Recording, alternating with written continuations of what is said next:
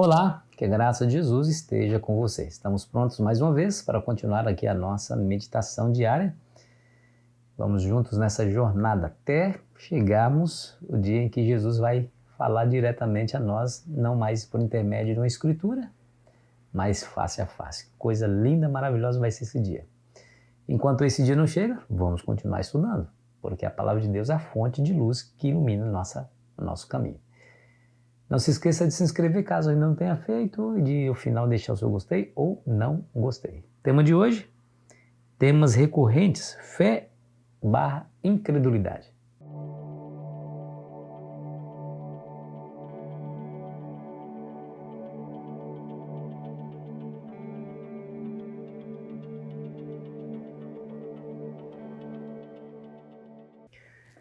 Você se lembra que no capítulo 1 de João, ele mostra claramente que algumas pessoas rejeitaram a Cristo, apesar de ser ele o Deus encarnado, né? A luz estava entre os homens, né? A vida estava entre eles. E eles, diz a Bíblia, rejeitaram a Cristo. No capítulo 3 de João, quando fala que Deus amou o mundo de tal maneira que deu seu Filho unigênito para que todo aquele que nele crê não pereça, mas tenha a vida eterna, lá no verso 19 diz assim, ó: o julgamento é este, que a luz veio ao mundo e os homens amaram mais as trevas do que a luz, porque as suas obras eram más.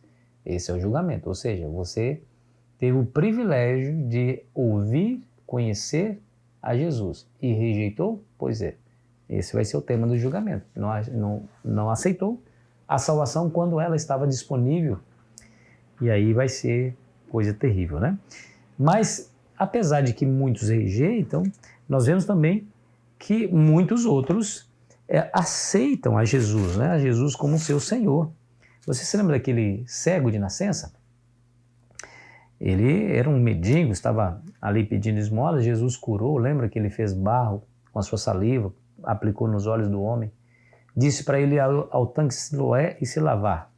E ele foi, quando foi, voltou vendo. Mas só que Jesus já não estava mais presente, né? Os discípulos perguntaram, interrogaram quem foi que fez isso. É um homem que fez lodo e me mandou lavar e eu estou vendo. Quem é? Não sei.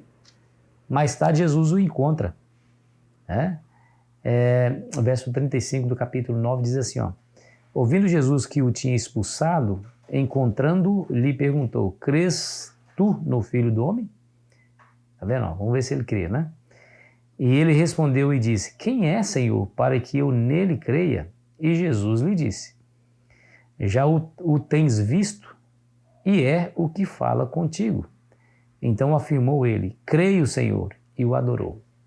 Olha que coisa extraordinária, tá vendo? Por um lado nós temos incredulidade, rejeição, por outro lado nós temos fé, crença e aceitação, né? E aí Jesus fala sobre aqueles que são cegos e veem e aqueles que veem são cegos, né? E o verso 40 diz: alguns dentre os fariseus que estavam perto dele perguntaram-lhe: acaso também nós somos cegos? E respondeu-lhe Jesus: se fosseis cegos, não tereis pecado algum, mas porque agora dizeis, nós vemos, subsiste o vosso pecado. Ou seja, vocês tinham condições de aceitar a salvação e conscientemente rejeitaram. E porque tinham condições, persiste o pecado e paira sobre vocês a condenação, né? A condenação. No capítulo 12 nós vemos outro exemplo, né? Outro exemplo de rejeição, né? O verso do capítulo 12, versículo 37 diz: e embora tivesse feito tantos sinais na sua presença, não creram nele, para se cumprir a palavra do profeta Isaías, que diz: Senhor, quem creu em nossa pregação e quem foi revelado do braço do Senhor? Então não creram nele. Aliás, a palavra fé, pistis no grego, é ausente no Evangelho de João. Não tem a palavra fé. Tem, que é o substantivo fé, tem o verbo crer, né? O verbo crer. E esse verbo é abundante. Aparece 98 vezes dos 241 vezes em todo o Novo Testamento. Dos 241 vezes que aparece a palavra crer, no todo o Novo Testamento, 98 é somente no Evangelho de João. Então esse é um tema muito importante para João. Agora veja que esse crer aqui, eu vou voltar lá no capítulo 9, para você entender que esse crer aqui não é uma mera crença da existência de Cristo. Aquele cego, quando perguntou, Senhor, quem é ele para que eu creia? E Jesus disse, eu que falo contigo. Então afirmou ele, creio, Senhor, e o adorou. Meu amigo, minha amiga, essa é a diferença.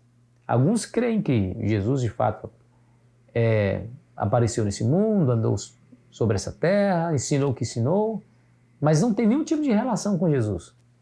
Crer que Jesus veio a essa terra não é muita coisa, viu? Isso não poderá nos dar muitos benefícios. Porque Tiago, no capítulo 1, capítulo 2, versículo 19, nos diz assim, 2, versículo 19 diz assim, crês tu que Deus é um só? Fazes bem. Até os demônios creem e tremem. Crê que Jesus veio a esse mundo, até o diabo crê. Na verdade, ele não tem dúvida nenhuma. Ele até lutou contra Cristo, né? Viveu aqui com Cristo.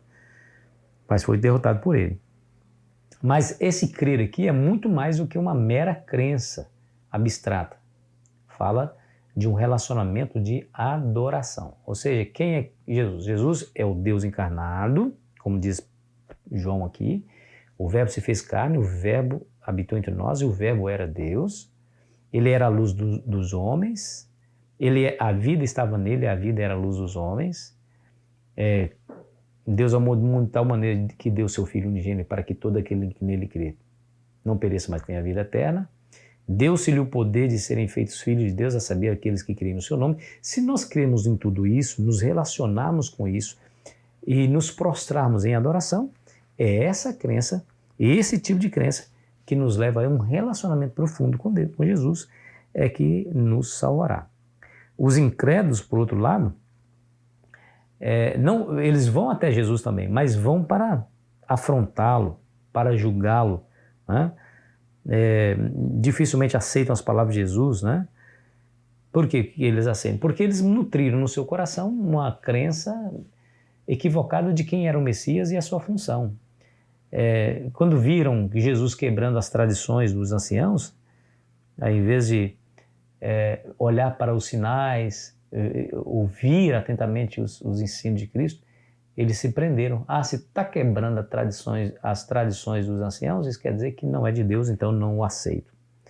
Ou seja, a luz brilhou e eles preferiram as trevas do que a luz. Por isso, diz Jesus que a luz que eles rejeitaram será a mesma que irá julgá-los, né? Eles deveriam ser os primeiros a aceitarem Jesus. Mas o que aconteceu? Foram os que persistentemente rejeitaram a Cristo e influenciaram os outros a fazer o mesmo. Felizmente, passou-se a chance. Perdeu-se a única chance que eles tinham de herdar a vida eterna. Passou-se pela porta sem que entrasse por ela, que é a porta da salvação. Mas louvado seja Deus que nós somos diferentes, né? Nós não vamos a Cristo para afrontar a Cristo nem para julgá-lo, nós vamos para nos prostrar diante dele, não é verdade? Para dizer assim, Senhor, obrigado, porque me amou e me salvou. Naquela cruz, dura cruz, destinada a mim, o Senhor subiu, tomando o meu lugar e morreu a morte que eu merecia.